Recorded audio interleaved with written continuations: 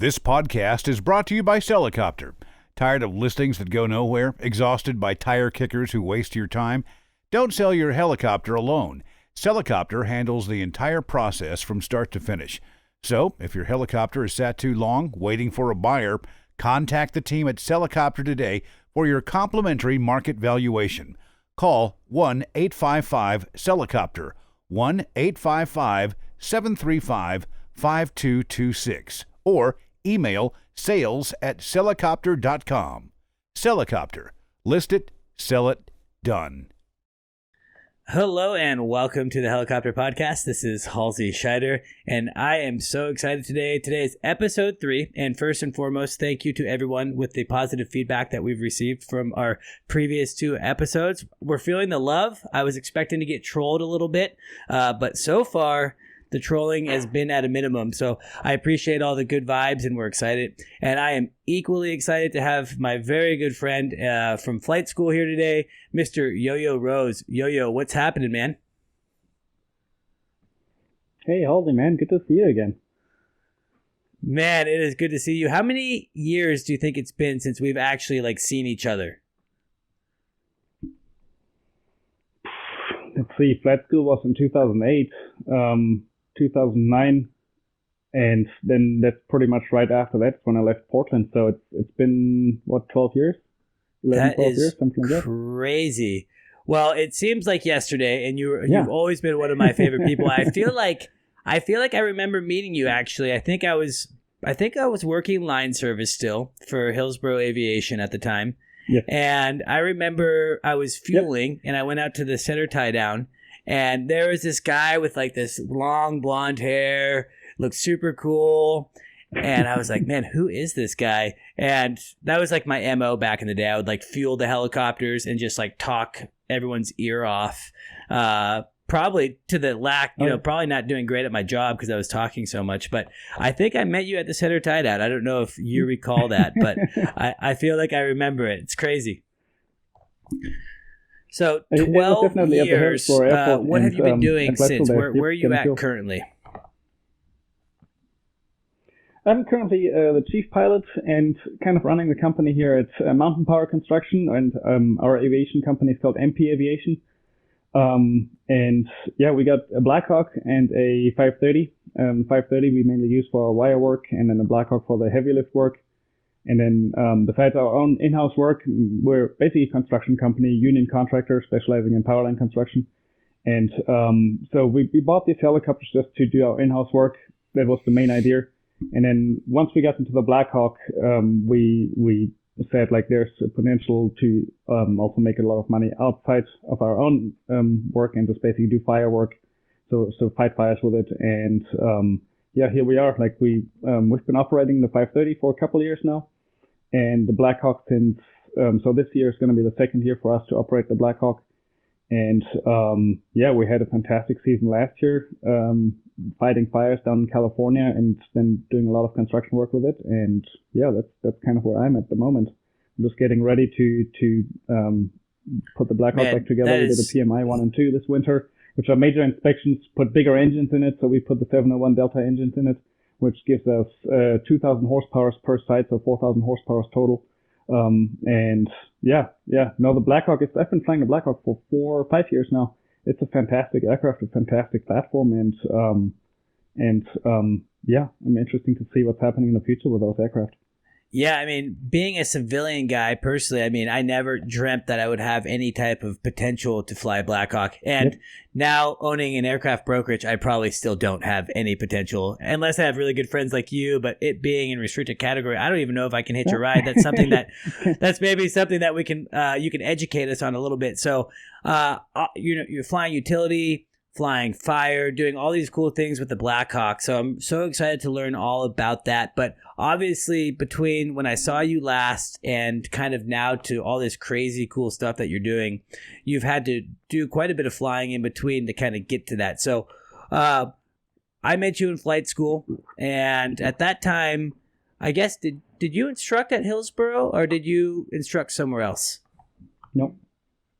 Okay, so no, I never instructed at Hillsborough, and I was I was like at Hillsborough only for a short amount of time. I didn't really like that school a whole lot, and so I went to leading edge aviation pretty quick after I started Hillsborough and did most of my training there up in Bend and down in Salem. They bought that old location from Silver State down there. Yep. And so that's where I did most of my training. And then flight instruction wise, like I kind of got lucky, if you want to call it that way, for the most part. I only did 400, 500 hours, something like that, of flight instruction. And that was for a company over in North Carolina. So I moved to North Carolina for 2 years and flew an R-44 there and taught 3 guys. Like they were like 2 brothers and one of the guys' son. They had a crop dusting business and they bought that R-44 and just basically wanted to learn how to fly a helicopter, their own helicopter that they bought. And so I taught them how to fly, and then they asked me after they all got their commercial add-on rating if I wanted to stay around and do some spraying for them. So I stuck around and sprayed there a little bit for about 2 years. That's so funny. I love hearing kind of how everyone gets to that point or starts building their hours. I mean, there's really that traditional path where you put the tan flight suit on and you're Mr. Cool Kid at the campus that you learned at, and you're the CFI for 1,000 hours. I have friends that went off and they flew tours right away. A lot of them actually, I think, in North Carolina and Florida. And then you find 2 dudes in North Carolina that want to learn how to fly a helicopter, and you teach them, and then you start crop dusting essentially. That's pretty wild. Yeah, just different approach, but it worked out good for me. And so I was just crop dusting there for 2 years, and mainly in helicopters. I also had basically while I was in flight school, I got all my fixed wing ratings at the same time, and so I was spraying a little bit in the fixed wing aircraft, but basically just for the fun of it. But mainly helicopters, and then after that, I applied for a job with the company Air2.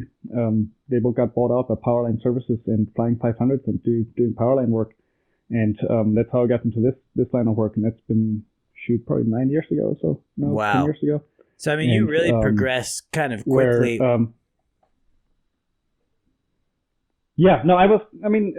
kind of how this industry works, what I figured out. Like, you just got to ask the right person, the right question in the right moment, and get lucky on top of that. So, then I was just lucky enough that they had a big inspection job where basically you don't really have to do any long line work or anything.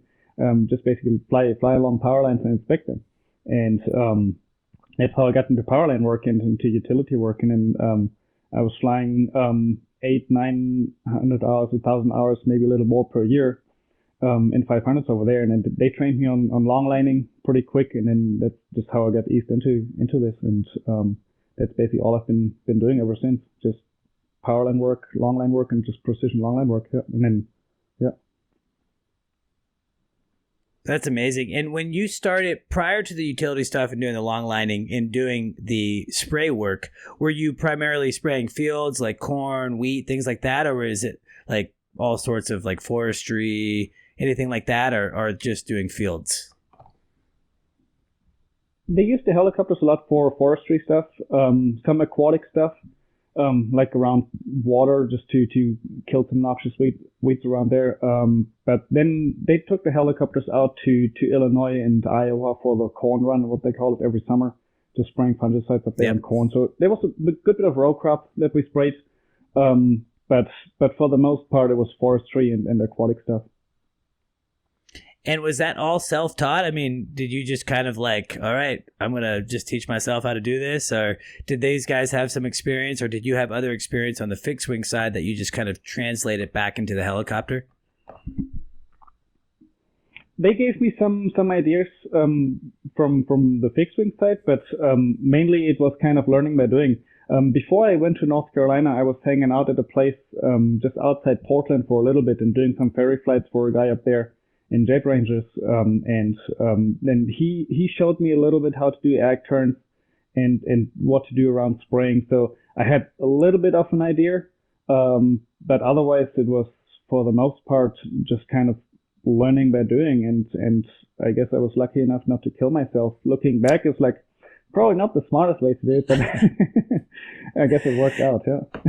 Yeah, no, I'm glad you're all right. I mean, I guess I've always kind of lived by a motto. Sometimes in life you have to fake it till you make it, right? So, you probably had enough skill to get it done. But yeah, certainly, a crazy operation to be thrusted in as a lower time pilot, just to kind of say, hey, go and figure it out. But oh yeah, do you think that helped? Yeah. I mean, because now you're flying, utility, and I really want to hear a lot about that, because that's like might as well be a different life for me. I call that blue collar flying. And the only flying I've done is like this silly white collar, like, I could probably drink my coffee with the autopilots on. It's like no better than really flying an airplane, but it has its purpose. So do you think that doing the crop dusting and things like that helped you kind of transition into that utility role a little bit easier? Not really. It's just a way different flying. I mean, it's like the utility flying I'm doing now, like just basically hanging out the door and looking down on the hook or the load and placing that where it needs to go, is one thing that I'm pretty good at. Like if you would stick me in a EC-145 and have me fly an IFR approach, like we'd probably be upside down after 2 seconds and like crash after another 5. So it's just a way different world. And a good friend of mine, actually, that's why I came up with that. A good friend of mine is flying EMS down in San Diego, and he flies an EC-145 and does like the single pilot IFR stuff. And he actually flew this last summer with me as a co-pilot for a couple of days in the Blackhawk fighting fires. And cool. He was like, "Holy cow! Like you guys, like it's completely different." It's like, yeah, there's so many different things in helicopters. So just because you're good at one doesn't mean like you can do anything else. So like if you would put him, like he's awesome in what he does. Like he flies like those IFR approaches, single pilot IFR, no problem. He doesn't even think about it. He just does it. He obviously has the right equipment for it too. Like if you would put him in a left seat in a Blackhawk with a 150-foot longline on him, like he would probably have that longline wrapped around the helicopter like after 10 seconds. So it's just way different. You can't really compare it. Yeah, you fly a helicopter, but that's about the only commonality. What do you call it? Like the only commonality. Yes, thank you. Yeah, I mean, and that's really the cool thing about helicopters too. Like for me personally, I started flying airplanes in high school, and I was like, all right, this is cool. But then I would kind of see the different helicopters fly around Oregon, where I grew up in Oregon. So, having all of Hillsborough stuff, Columbia, as a little kid going to the pumpkin patch, and across the street was the Columbia birds. So like I just always felt like, oh my goodness, like there's so many different options in the helicopter world. And I think that's what draws a lot of people to it. Now, I would say that there's some give and takes, right? I would say that some, depending on your family situation, depending on what you want to do, sometimes you have to kind of make a choice of path. Hey, I'm going to go this way because I want to do this, or I'm going to go that way to do this. And so that's what I think is really cool about helicopters. And for me, I love, the reason why I started the podcast is to be able to kind of learn more about that other industry. I mean, it's a whole different world, right? We both have spinny things up here, right. But like you said, it stops there. So getting into the utility, you said kind of your first experience, you were just kind of doing line patrol or things like that, kind of just flying over the lines? Yeah, just doing powerline patrol on a big inspection job that company had up in Michigan. And so I was out there just flying along power lines, hovering right next to every pole. And then the linemen in the back, they were looking at the poles, like seeing if there's anything wrong. If there was, just taking photos of it and writing it down and move on to the next. And so it helped out getting into this business because you obviously like learn the lingo pretty quick. Like you kind of like learn the terminology, like what things are called on the power lines, which you actually then need later in the construction world. Like somebody like on the radio calls you like, hey, bring me that set of bells. And like you think like, what is he talking about? But then you learn like he means a set of insulators. So it's just this lingo which helps like in these inspection jobs to kind of like ease yourself and somebody into this kind of work. And were you doing anything like you see on like TV or YouTube where it's like, pulling right up to the line and people actually getting off onto the line? Or was this just coming up to the power pole, inspecting the pole as a whole and then moving on? Or were you dropping people off?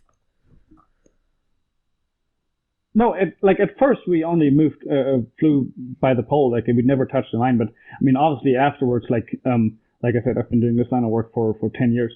Now, like, yeah, I've done a lot of hot work. Like, we actually, like, you wear the hot suit, like the 70% no-mix sweat and the 25% stainless steel, and you actually get onto the energized line, and you drop people off on the line, or they just change spacers, like those things that hold the bundle. Like, if you have a wire bundle, like there's like 2 or 3 wires, like per phase, they have those spacers in between, so the wires don't touch each other, if that makes sense. Yeah. Like, they gotta be changed out every once in a while, and then, like, they do that while the line is energized, and you just fly up to it, and yeah, do it. It really, like, obviously that's nothing you would do like in the very beginning. Like, it's all like a learning process, right? And but yeah, no, I've done tons and tons of that kind of stuff too. Like hanging That's marker really balls, cool. which I think hanging those marker balls, like, that's probably the most difficult thing you can probably do in a helicopter, in my point of view. Like, if you get up in a big span, like there's like some of those spans, like crossing the Mississippi River down in Louisiana or something, like they're a mile wide, and like you're 500-600 feet up in the air. There's no reference to the ground or anything. There's moving water underneath you, and you move the wire like for 20-30 feet before you realize you're actually moving, and then but you're right on the wire, and obviously, like, you gotta be. It's a pretty gnarly situation you could get yourself into. So it's just one of those things, like, that just kind of learn, and you have somebody show you how to do. And you obviously wouldn't hang the first marker ball in a span like that. You would just go right next to a tower where you have a reference where the wire is fairly steady. So it's all like kind of doing one step at a time and learning it. Yeah. Yeah, kind of baby stepping into it. And, you know, I would have to imagine, Yes. any time that you're in that wire environment, whether you're doing something that is perceived as, you know, more simple or easier, I mean, it's all actually very not dangerous, but I mean, I would say that the level of danger definitely goes up when you're flying in that environment, no matter what you're doing. I 100% agree. And I mean, think about it. Like, the first thing they told you in flight school is, like, don't fly near powerline. And then, like, you start working as industry, and what's the first thing you're gonna do? You fly right up to Go the power fly line. wires. And so yeah, no, definitely, yeah. There's definitely some danger or danger factors involved, but it's just a matter of how you handle it. And I would never say, like, I'm perfect. I know it all. Like, I like, my personal opinion is, like, I learn every day. And that's what I do. Like, every time I'm going flying, I'm pushing 10,000 hours now. I still, like, fly, and I learn every day I'm flying. And that's always something new. And there's always something new to be learned. And you always got to watch out. And that's a nice thing about this powerline work. It's not production work. There's no rush. Like, you just take your time. You really, like, if you want to do another reconnaissance, you, like, circle around where you got to go into. Like, you just do it. Like, there's no big deal. There's no hurt feelings. And I think the most important goal for every day of work is not to accomplish the work. The most important goal is to, like, go with everybody in the crew in the evening and drink a beer. Like, have the helicopter in the hangar on the ramp tied down in one piece, ideally, and you go and drink a beer. That's the first and foremost important goal for every day at work. That's the mission. And for some of our listeners out there that might be just getting into helicopter aviation, or you just got your CFI ticket, I mean, I cannot tell you the value that Yo-Yo just said. I mean, I think that everyone should listen and hear what you just talked about.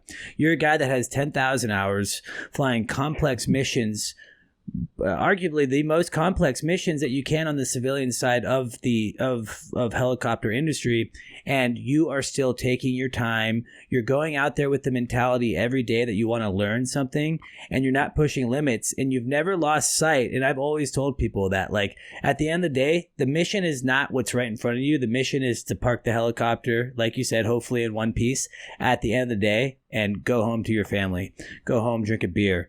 And I think that it's easy, specifically for young pilots, to feel like there's this sense of, like, you know, even basic stuff like doing a go around per se, like, oh, I'm not going to do a go around. Like, I'm just going to force this approach in. And before you know it, you have a tailwind and you're sinking, and boom, you made a bad decision because you just kept going. You weren't listening to the helicopter. You let your ego kind of interface there. So I think that if you are out there and you're listening and you're newer, I love what Yo-Yo said there. And I mean, they say that you're an expert at 10,000 hours, Yo-Yo. So you're really approaching this expert level of what you've done. I mean, you can't go higher, right? I mean, you can always continue to learn, like you said, but for you to say that, I really appreciate you saying that, because I think unfortunately, we do work within an industry of some macho-ness, some, hey, I have to get the job done, get the job done itis, get home itis. So thank you for saying that. And it's true. I mean, every day that you're flying, you should be going out there and learning. So you start doing kind of the pole work.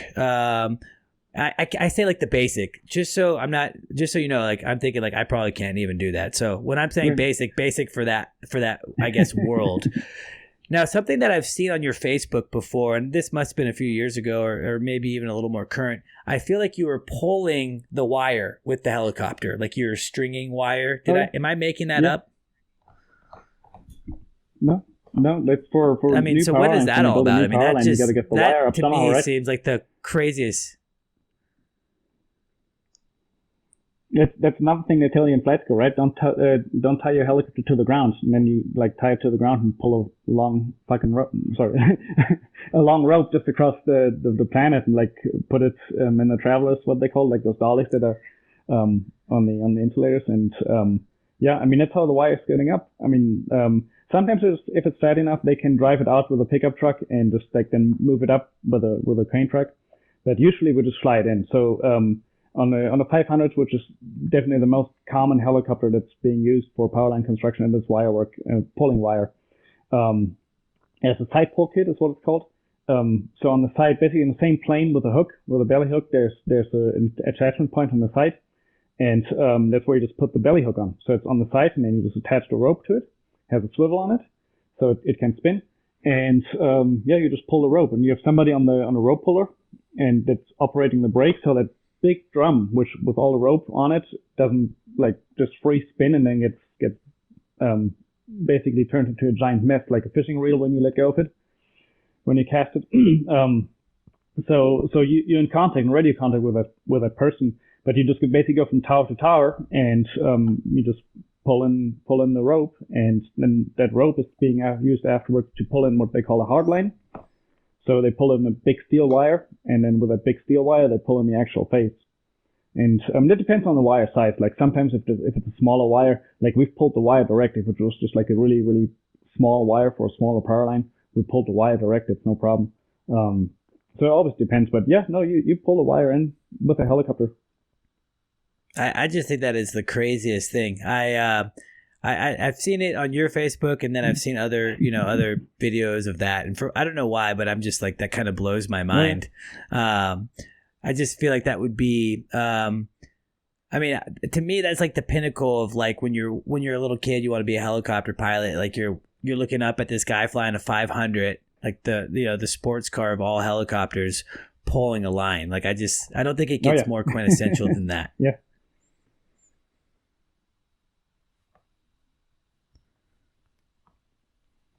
Yeah, no, it's fun. I mean, the 500, like you said, it's definitely the sports car of helicopters. And then you get the D and the E model. They have the C20 engine, which they are fun to fly in. And you get the 530, which has the C30 engine, so you have 650 horsepower to play with. It's D-rated, but still, I mean, that helicopter is just a 500 on steroids, and mainly for high-end hot performance, high-altitude performance. But no, they are still fun to fly. I mean, yeah, they are definitely the Lamborghini of helicopters.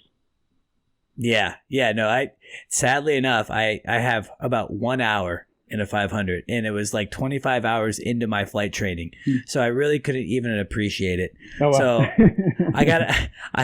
we actually have a client right now that's looking at buying a 500, and I'm going to kind of position myself in like, hey, I'm going to come up and, let's do all the test flying together, so I hopefully go get some sick time with Sean and maybe even ferry the aircraft back. 'Cause it's like, I've been in the industry now for, 10 plus years, and I haven't flown a 500 really. So that's like disgusting to me. I need to get that changed. Yeah. No, you've talked about, fun to fly. They're good aircraft.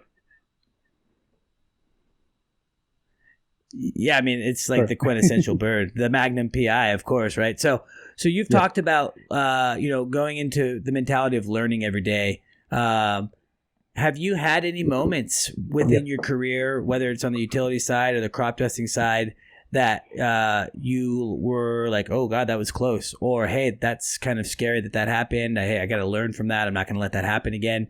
What are some things that you've learned within this vast amount of experience that you have that you think would be worth talking about for others? Yeah, I mean, like things always happen when you expect them the least, for sure. That's what I learned in two instances that I can think of right off the get-go right now.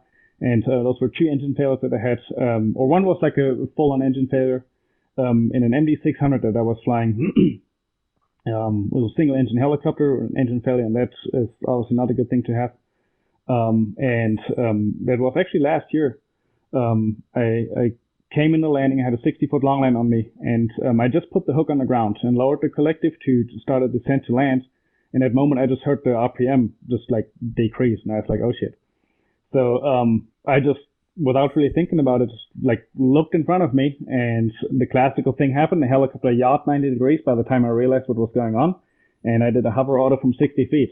And I somehow managed to keep the helicopter upright, which I guess I used up all of my luck for that day. I bought a lottery ticket but didn't win anything, so there was no more luck left. But the helicopter did its job. I mean, the airframe, the skids were bent pretty good. The boom fairing was cracked out pretty good. If you look at the helicopter from photos or from afterwards, like it wasn't really that badly damaged, but then the internal damage in the helicopter was enough for the insurance to total it. But then I was like, afterwards, I sat on the ground. I saw the trees in front of me rushing up. I just like yanked up on the collective in the last moment to cushion the landing as much as I could. And then I sat on the ground and I was like, okay, I'm good. I'm unhurt. And Wow. then I rolled the throttle off and then shut it off. And it was idling at like a super, super low RPM, like way below idle. And then I shut it off, and the engine came basically to an instant halt. The engine was still running, but it was like kind of on a weird RPM, and I'll tell you in a second like what I think happened afterwards. And still under investigation with the NTSB and Rolls-Royce. They're kind of fighting each other a little bit there. But I got out of the helicopter and looked around. I was like, well, today was my lucky day, I guess. And but what was good actually, like I was like right in that process, I was teaching a friend of mine how to fly helicopters in a Schweitzer. So I was actually pretty current in doing auto rotations, hover auto rotations, and all kind of emergency procedures. So I guess it was good timing that I was just in the process of teaching my friend how to fly, and which probably worked out too. But yeah, so that was definitely one big scare, and like I said, I mean, like it like there was about the least like expected thing to happen in that moment. I mean, like if done like thousands and thousands of times, you just come back to the LV, you put your hook on the ground, and then you just land, and you wouldn't expect the engine to just kind of quit right there. But it's Murphy's Law, right? It's like, it's always going to happen kind of at the worst time, right? Yeah. Like you're 60 feet out of ground effect. Like, yeah, of course your engine's going to die there. Oh, yeah. That's crazy. I had no idea, actually. I mean, I know that we had kind of talked that you had some, I didn't realize like a full on engine failure at 60 feet. Glad you're okay. That's pretty crazy. I mean, I feel like. Yeah, me too.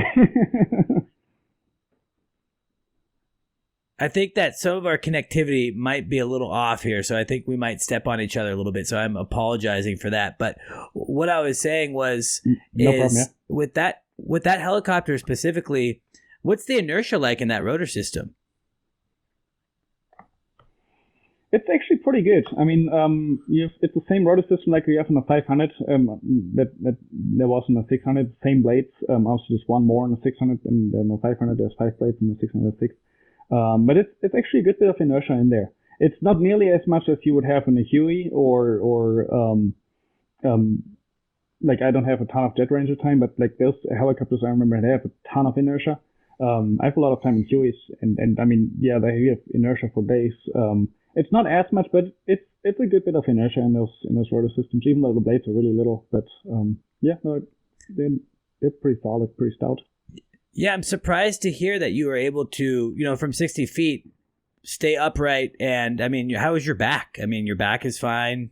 Any injuries or anything after that? No, it's like I walked away without a scratch. Nope. no, I walked away without a scratch. And then everybody I talked to is actually like, holy cow, how did you pull that out? And I thought, I don't know. I just like did a hover auto. I just like, I literally like I looked obviously down, and when I heard the RPM like go south, I took my head inside the cockpit, looked outside the window, and just like thought hover auto. That's literally what went through my mind. And then like I just saw the trees rush up in front of me, and I just like yanked up on the collective and did as much as the cushion as it still could do, I guess, at that point. And yeah, I mean, what I can tell, like, I mean, by the time you realize what's going on, like half of the thing happened already. So it happened so quick. And yeah, that like I guess I was just like super, super lucky. And then at the same time, just like I definitely would say that it really helped a lot that I was literally like for the a few weeks prior training my buddy how to fly helicopters, and did a lot of hover autos, obviously not from 60 feet, but from like 2 or 3 feet. Sure. But, a little different. Did a lot of flight training with him, and right. But still, I mean, like it that definitely helped. Like I will 100% say that, and yeah. Well, it's really cool too, because I've always thought one of the uniqueness of the helicopter as well, and again, not poo-pooing on airplanes. And so if you're an airplane guy or gal out there, don't hate on me for this, but I think that some of the emergencies, or most emergencies in a helicopter, require immediate action. You know, you don't have time to pull out your checklist and say, okay, the right engine's on fire.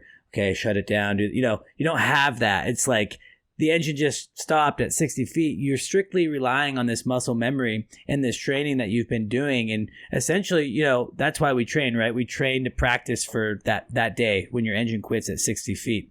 And so it's really cool to hear that. Even again, it's good that you were flying with your buddy and you had some recency of training. But I'm still guessing, even if that wasn't the case, it's just so ingrained during flight training of, how to do a hover auto, how to do an auto rotation, yanking that up. I mean, I can only imagine. Did you pull the collective to the lever? I'm sure that was the most damaged part, right? Because you pulled it so hard that you just pulled the whole collective off. Oh, yeah. I didn't bend the collective, no, but I definitely pulled it to the stop, yeah. Well, man, I'm super glad you're all right. That's and what a not a cool story, but what a for our listeners out there, I think it gives me a little comfort to know that if you set yourself up in the position to succeed, then you can have a positive outcome, even if something is not necessarily going your way. Because I hate to say it's not necessarily if it's going to happen, but when it's going to happen. If you're flying for 10,000 hours, you're going to have some little incidents or things along the way. And, it sounds like you've reacted and did everything right. So that was last year, you said, right? Yeah, that was, last year in, I believe, early July last year, yeah. Okay. I think I might have heard about that. I didn't know that was you. But that's very interesting. Now, it was a bad week for 600.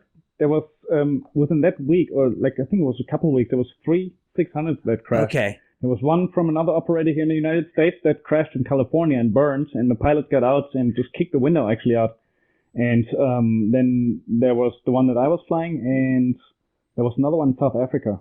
There's 3 600s in that week that crashed. Okay, yeah. So I'm actually familiar with the one in California then, the one that was caught on fire. So I guess different scenarios. Going back to the 600 real fast, for our listeners out there that are maybe not familiar with that airframe, that is the aircraft with the NOTAR, so it doesn't have your traditional tail rotor. Yeah. What is that like flying? I've always kind of wondered if I've heard like people don't like it, but I've never actually talked firsthand. It's very spongy on the pedals. You need a lot of pedal to make it do what you want to do, but then it works. I mean, after flying it for 10 minutes, you just fly it, you don't think about it. But you need a lot of pedal compared to a tail rotor. It's a lot less responsive, but it works actually pretty good. Like, believe it or not. Like the 600, I would say, compared to the 500, I've a lot of time in 500s. Like, they don't really care which way the wind is coming from. To a certain point, you get some LTE. With the 500, with the 600, it's a lot more vulnerable to any kind of crosswinds because I think you just have less authority. Plus, you have a big old tail boom there with those big vertical stabilizers that just just act like a big sail. So overall, I mean, yeah, like I said, it's pretty spongy, but after 10, 15 minutes of flying it, you just fly it. You don't think about it. Just fly a helicopter. Yeah, it's kind of how it was. I remember getting into like the Fenestrum of the EC-130. The throw was just a little bit different, compared to like, a Robinson or something else I had flown before. Whereas like, hey, this is kind of spongy, I think is a great way to put it actually. But yeah, 10 minutes later, it's like, hey, it's not that big of a deal. That's interesting. I think that the Notar, I remember as like a little kid seeing the Notar, and I was like, that is the coolest thing in the world. Like, and it's my understanding as well, right? Like, doesn't it actually draw some of its tail rotor thrust from the downwash of the main rotor? There's like slits on the tail cone, the tail boom, and it's using what force are we using here? I'm blanking, but it's like the acceleration, of the curved, the winds, deflecting down. So that is true? Yeah. Yeah, you have a strake on one side, and then you have slats on the other side where air is actually coming out of the tail boom. Now, the tail boom has a fan, like basically right at the fuselage, there's a fan that blows air through the tail boom, and then so there's a lot of air coming out through those slats on the tail boom along the side, and I think they are on the right side of the aircraft, and the strake is on the left side. And then you obviously have the thruster cone in the back, so that cone that basically turns whichever way you want to have the air blow out, and there's like a lot of air actually coming out the back side there of that tail boom. But yeah, it's a combination of all of that. So like. And so I have to kind of segue into this a little bit. It has nothing to do with helicopters, but maybe I can try to tie it in here. And I just want to talk about it because I've told you before, I'm just oddly obsessed with it because it terrifies me. But one of your hobbies, I don't know if it still is, but do you still jump off things for enjoyment? High objects? No, I haven't done any base jumps in probably 10, 11 years now. Really? I still did a little bit of jumping when I started flight school, but I never really intended to stop base jumping because I was obviously doing it like really intensely. I had a sponsorship from a big manufacturer of an energy drink for 4 years, and so I had a good time doing it for sure. But I was then I guess just priorities shifted, and I never really thought about it, and so no, I haven't really done any base jumps in a long time. It's not that I would say like I would never do it again, but it's just like I've done it so much where I say like I don't need to do it every day to like just have it done. Like it's just there's other things in life that are more important to me now. Yeah. Do you think though that I mean, I'm sure within base jumping everything has to happen extremely fast, right? I mean, like you're obviously jumping off something and you're going very, very fast. So if things are going wrong, then your time to react is probably very slim. Do you think that that's helped you within the helicopter world, specifically with this MD-600 accident that you're in? Or is it just kind of am I stretching too far here? I don't know. Like with the 600 accident, I would say there was probably not really much of a relationship. I would say what the skydiving and the base jumping background that I had since I was 16 years old definitely helped me during my flight training in a way of knowing what, like, I mean, skydiving or base jumping, you obviously like fall or you fly your own body. So just like knowing that it sounds weird for somebody who can't maybe relate to it, but like knowing what air feels like and like how to fly your body definitely, I would say, like helped me. And somebody else might totally disagree, but it definitely helped me to understand like how the helicopter would react and behave in the air, and how to just handle a machine there, from just an operator's perspective. Like for anything else down the road, I don't know. I mean, like that'd be an interesting question to like really. Like you might have some researchers dig into it and like get all crazy about it. Get all scientific. But I don't know if they would or not. I just always remember back in the day, like you told me that you were sponsored and you were sponsored to jump off things, and I was like, yeah, that guy's insane. What's the highest? We're gonna get back to helicopters, I promise. But for our listeners, because I'm into it, what's like the highest object that you've ever jumped off? The highest object. I've jumped off some 5,000-foot cliffs in Norway. In northern Norway, there's some really tall cliffs. I've jumped in a cave in central China that's 2,200 feet deep. I jumped off the Petronas Twin Towers in Malaysia while they were still the highest buildings in the world. There's definitely some cool stuff, yeah. Oh my God. That's so, I mean, like, I'm sweating just talking about it. So I skydived one time when on my 24th birthday, and I hardly remember it because it happened so fast. But nice. I don't know. I don't know if others can relate out there, but I personally actually kind of have a fear of heights. And I tell people that. People are like, that's really weird. Like, you're a helicopter pilot. Do you ever experience any of that? I mean, are you just really comfortable with heights? Like, does it still, did jumping off things I'm super scare comfortable you? with heights. Like, I wouldn't say it scared me. Definitely there's respect. There's respect for the object that you jump off. Because like if your parachute opens the wrong way, that object is in the way, and you will hit it if you don't do the right thing quick. So there's definitely respect. I wouldn't say I was scared. I trusted my equipment, and that's the same with helicopters. You got to trust your equipment. And in the moment you don't, if you can't trust your equipment, then you shouldn't use it. And at the same time, you got to, I think, have a healthy relationship between yourself and your skills. Like, meaning in a way, like, so this is what I'm planning to do. This is my mission, or whatever you want to call it. This is my skill level. Does that match? Does my skill level meet or is that big enough, my skill level, and is that good enough to meet the requirements for this mission and this task that I'm about to do? Can I do this or not? And that's just something that nobody else can answer for yourself but you. So if you get to a point where you think about that you might not have the required skill, you probably don't. So it's just really about being honest with yourself.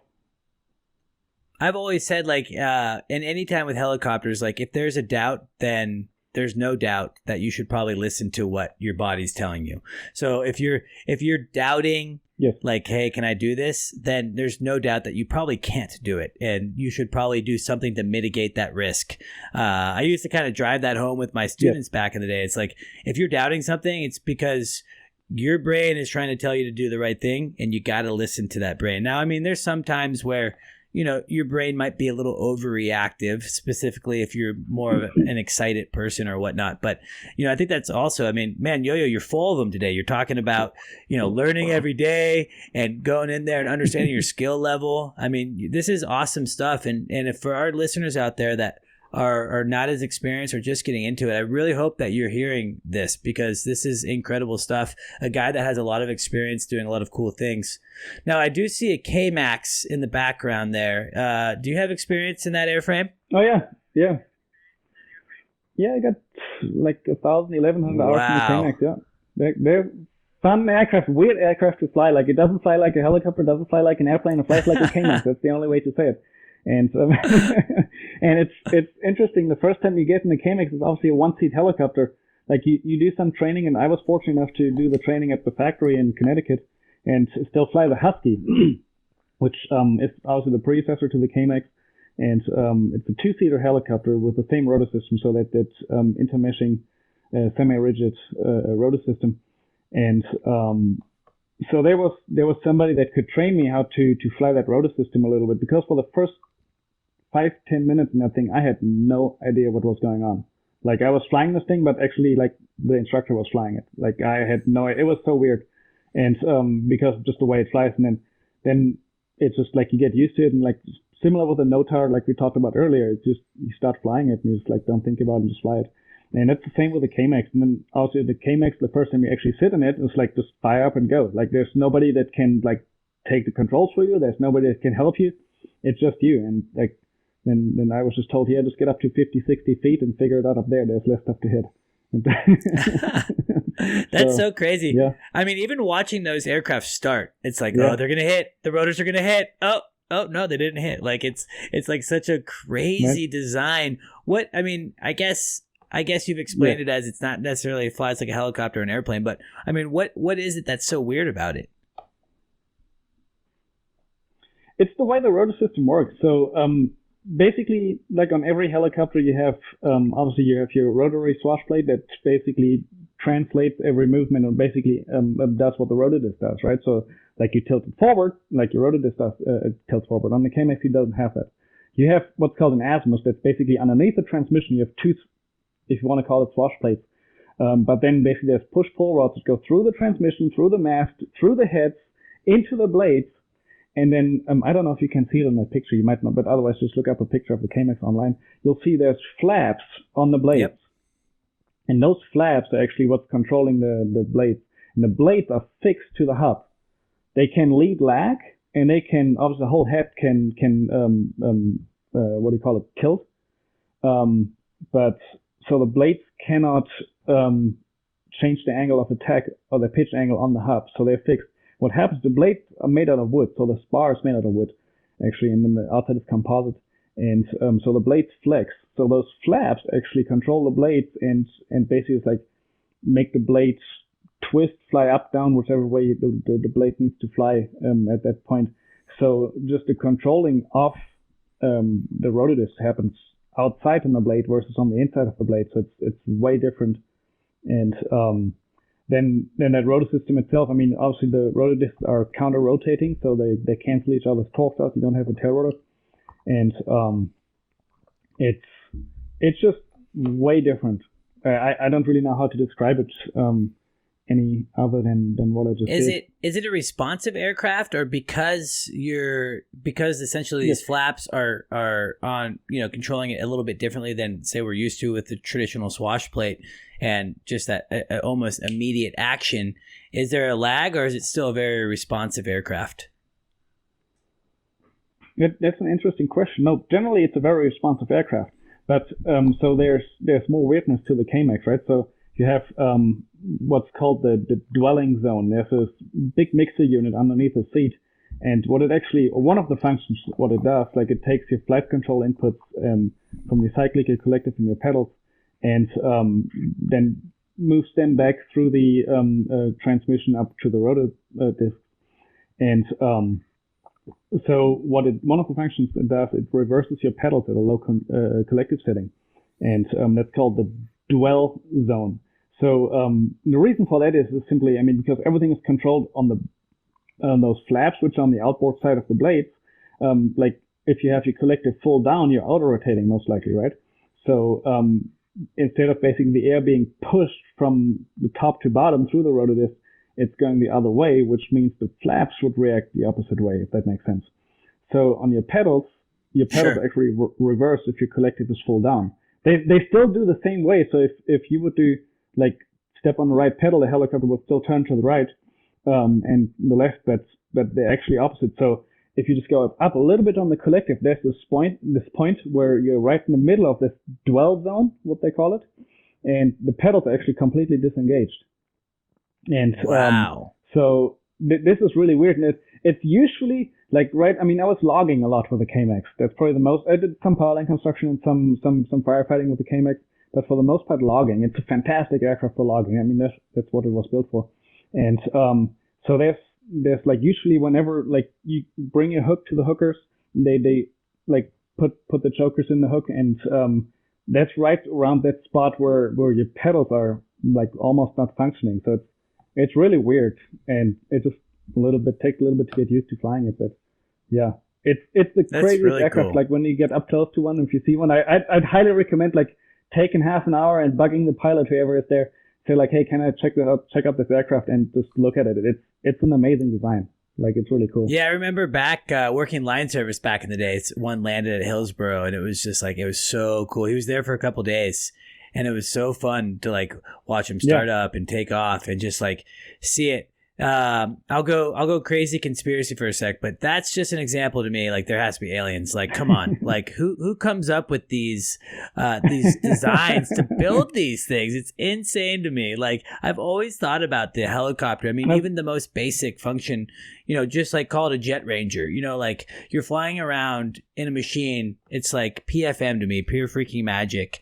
And then you get to the complexity of an airframe like the Kmax, and it's just like, I'm really glad that there's smart people out there that can figure this stuff out, because it sure makes it a lot of fun. for a pilot. Right? It's so cool.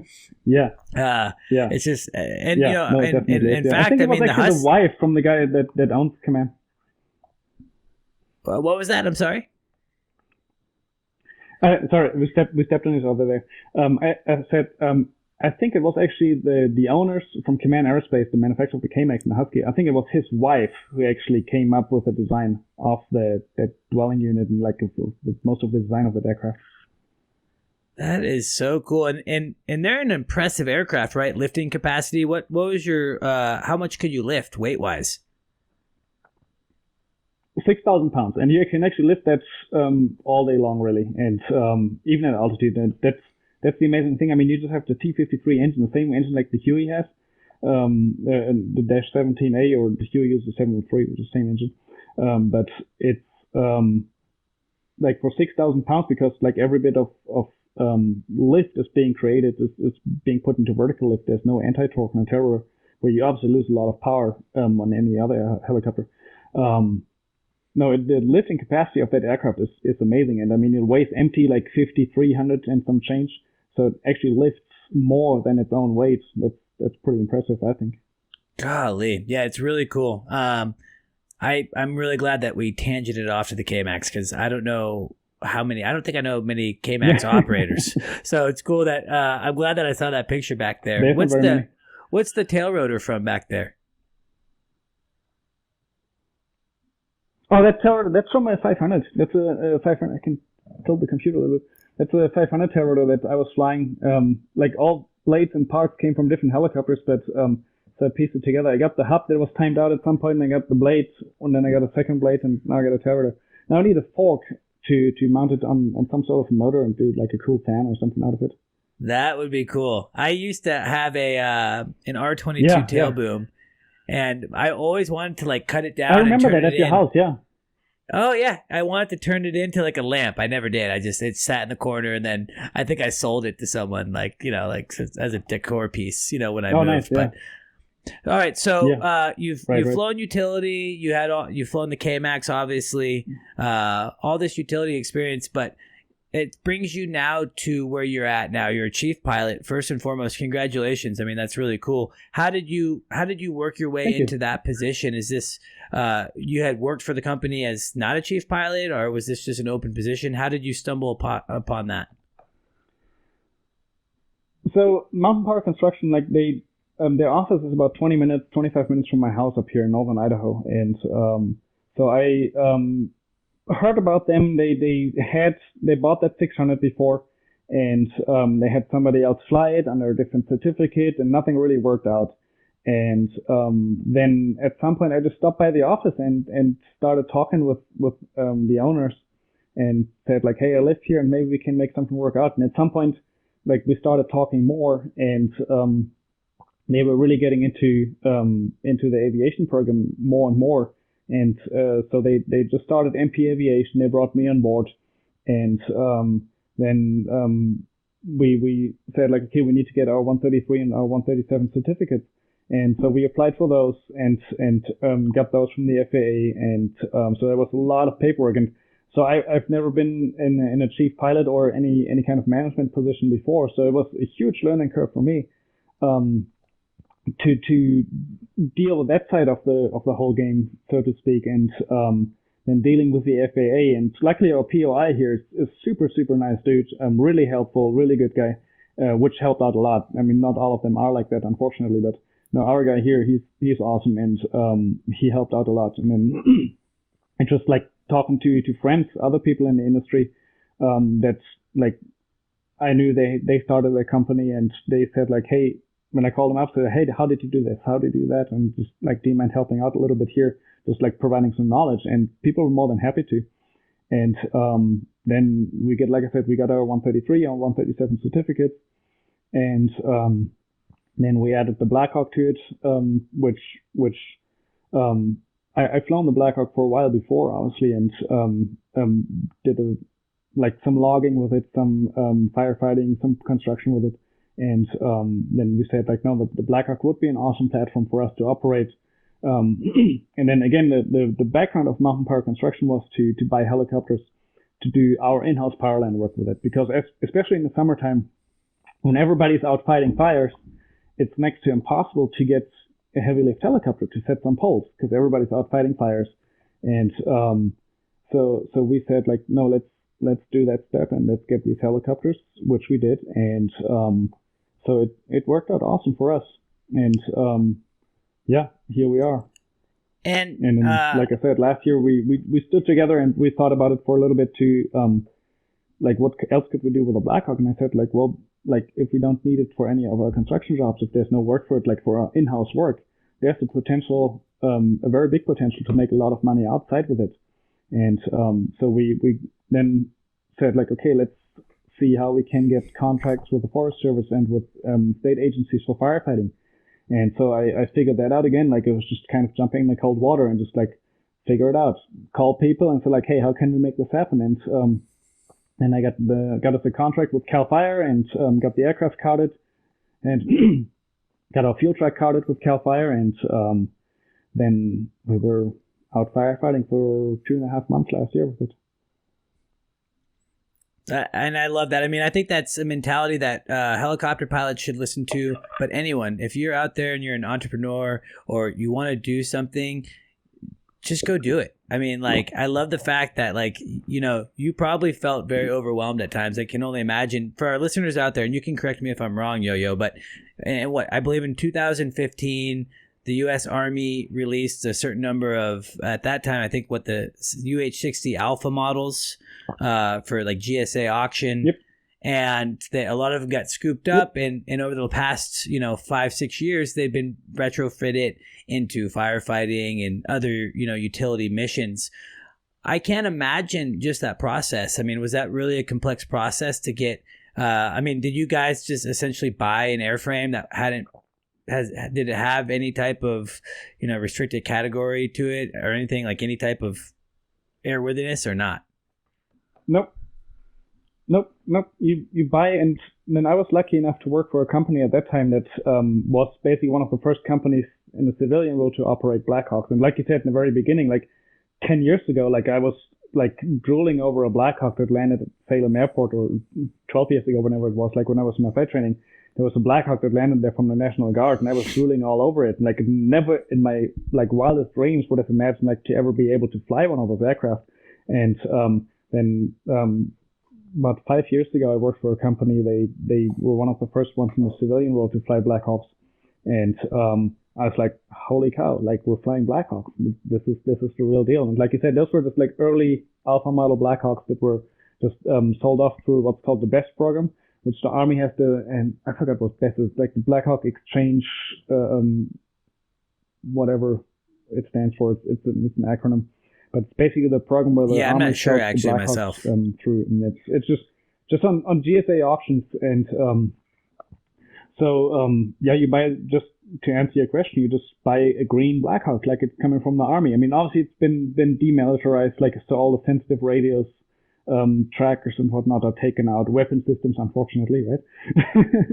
But so you buy a green aircraft that has no registration in the civilian world whatsoever, and then the fun starts. And so you gotta get a type certificate, and you gotta get it converted to the civilian standards to be able to operate it. And it takes, depending on how much you want to put into it, like how much dewiring you want to do, but I would say probably in the neighborhood of like 5,000-6,000 man hours easy of work that you got to put into one of those airframes until you can actually fly it.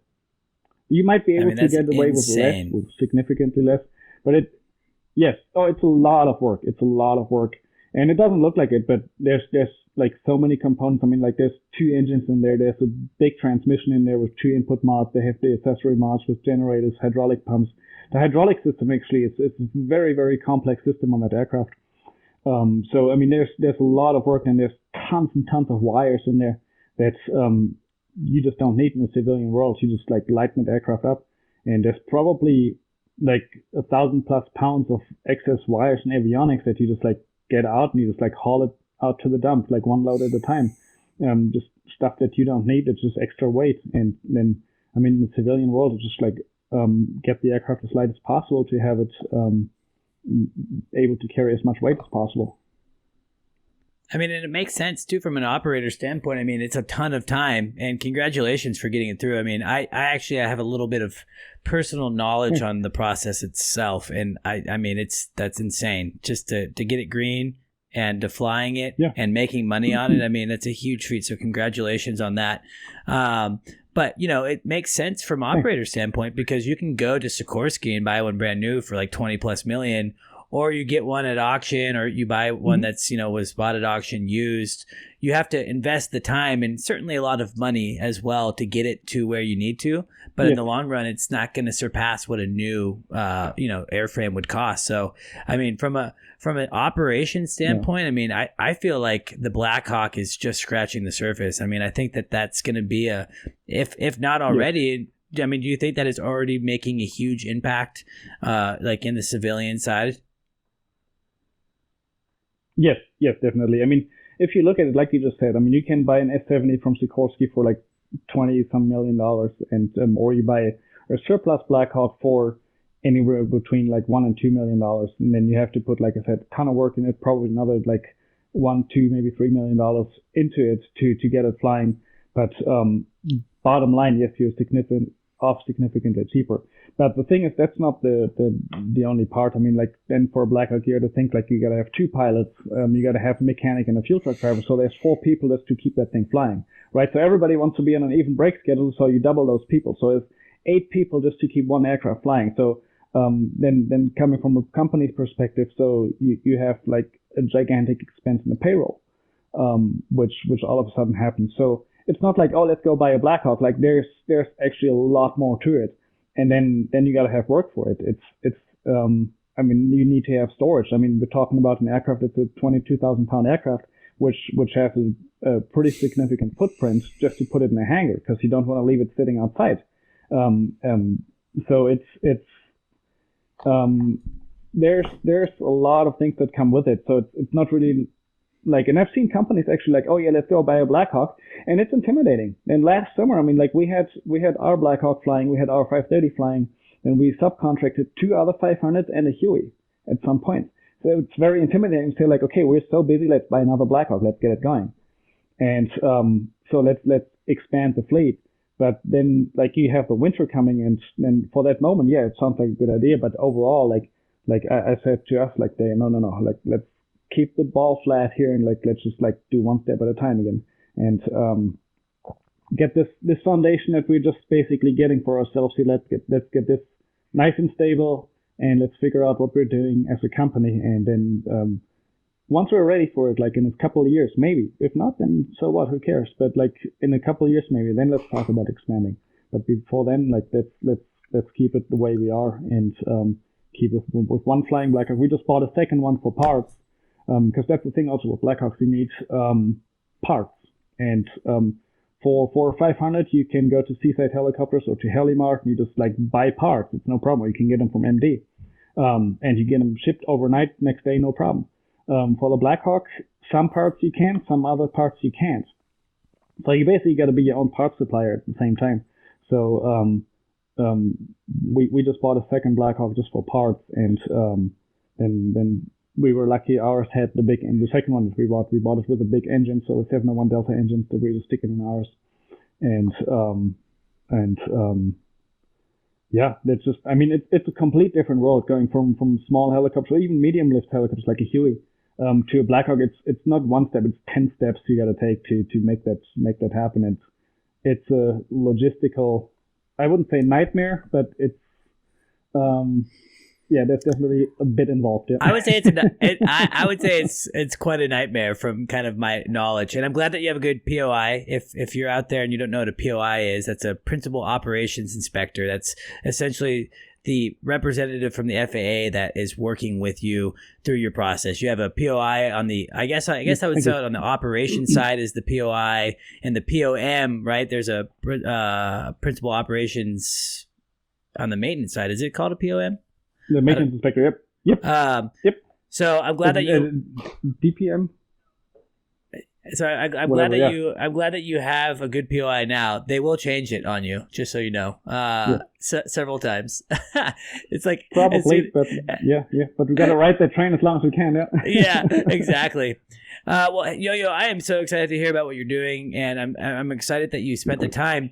I think we just scratched the surface here. I think that I would love to have you back on in the very near future to talk more about kind of the Blackhawk and that whole process. We've kind of reached our limit for today. So thank you so much. I'm glad that you're okay, and thank you for sharing the accident, and thank you for your wisdom, dude. Like, I just remember this long-haired dude that used to jump off radio towers in Portland, and here you are having some really strong wisdoms coming from you today, and I hope that our listeners really listen and take this episode. I mean, it's fun to listen to, but you really spread a lot of good knowledge out there. So thank you, Yo-Yo. Is there anything that you want to mention with your company or anything like that? It's MP Aviation, correct? MP Aviation is our aviation company, yes, and then Mountain Power Construction is kind of the parent company, and then our aviation company is just MP Aviation. But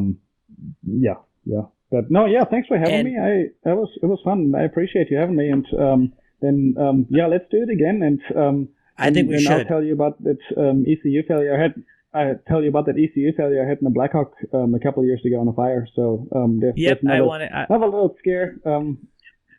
Yeah. Let's do it for sure. We'll definitely get something on the books. And that's what it's all about, my friend. Well, thank you again so much. And to our listeners, thank you so much for listening to the Helicopter Podcast. Yeah. You can check us out on Facebook, like our page, go to YouTube as well. Check out our videos, like, share. This is just to bring value to the industry. So I hope that you, our listeners are enjoying it. And I am so lucky to have people like Yo-Yo on. So Yo-Yo, thank you so much. And everyone, thank you for listening. As always, a special thanks to Helicopter for producing this podcast. Specializing in helicopter evaluations, faster sales, and superb service, Helicopter is the go-to agency for clients expecting immediate results.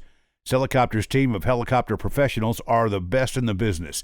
Using their aviation expertise, a nationwide network, and a proprietary 76-step listing strategy, Helicopter will convert your listing from Mayday to payday. Ready to get started? Text Helicopter to 1-855-Helicopter. That's Helicopter to 1-855-735-5226. And a Helicopter pilot agent will reach out. Helicopter. List it, sell it, done.